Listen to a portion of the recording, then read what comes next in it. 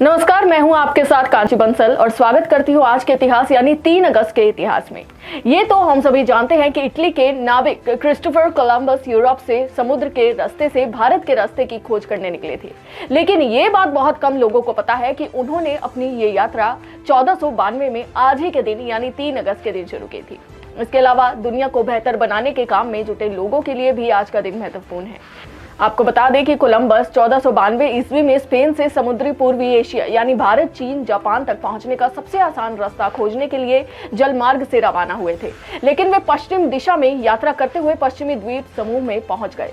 Atlantic महासागर में लंबे समय तक नौकायन करने के बाद 1492 में उसने एक नई दुनिया अमेरिका की खोज की थी। उस समय तक दुनिया में अमेरिका की कोई खास पहचान नहीं थी।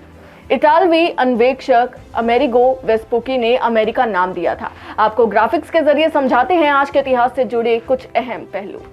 1108 में लुई पश्चिम फ्रांस का सम्राट बना। 1492 में यूरोपीय देश स्पेन से सभी यहूदियों को बाहर निकाला गया। 1492 में ही इटली का नाविक क्रिस्टोफर कोलंबस 3 पोत के साथ भारत की खोज के लिए रवाना हुआ। 1678 में रॉबर्ट लासेले ने अमेरिका में पहले जहाज का निर्माण किया। 1780 में मेयर पॉफम के तहत कैप्टन ब्रूस ने ग्वालियर पर कब्जा किया। 1886 में हिंदी के विद्वान मैथिली शरण गुप्त का जन्म हुआ था।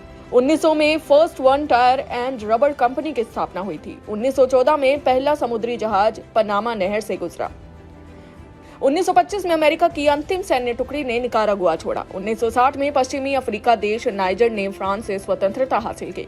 1985 में बाबा आमटे को जनसेवा के लिए रेमन मैगसेसे पुरस्कार प्रदान किया गया। 2004 में अमेरिकी अंतरिक्ष यान मैसेंजर बुध ग्रह के लिए रवाना हुआ।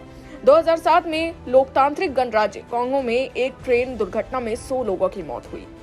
तो ये थे आज के इतिहास से जुड़े कुछ अहम पहलू। ऐसे ही इतिहास को लेकर हम आपके सामने फिर हाजिर होंगे। मुझे दीजिए इजाजत। जय हिंद।